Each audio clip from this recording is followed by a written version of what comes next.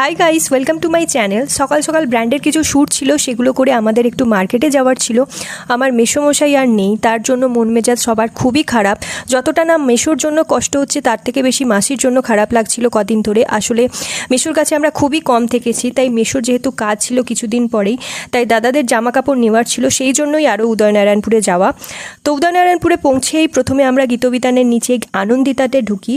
ওখানে একটু ভালো কালেকশন থাকে। তো প্রথমেই মাসির কিছু শাড়ি দেখে, বাট সেরকম কিছু কালেকশন, যদিও অনেক রকমের কালেকশনই দেখাচ্ছিল, বাট আমরা যেমনটা খুঁজছিলাম এক্স্যাক্টলি তেমন কিছু পাইনি। তবে এমনটা নয় যে আমাদের পছন্দ হয়নি বলে তোমাদেরও হবে না। ছেলেদের অনেক রকম কালেকশন ছিল, তোমরা গিয়ে একবার ভিজিট করে আসতে পারো। অ্যান্ড এরই মধ্যে আমি একটা কুর্তি ট্রায়াল দিয়ে দেখে নিয়েছিলাম, বাট ততটা ভালো লাগেনি, তাই নিলাম না। দাদাদের জন্য অন্য একটা দোকান থেকে শার্ট প্যান্ট নিয়ে গোপুর জন্য একটা জামা দেখছিল বোন এখানে। বহুদিন ধরে ওরও কিছু কেনা হয়নি।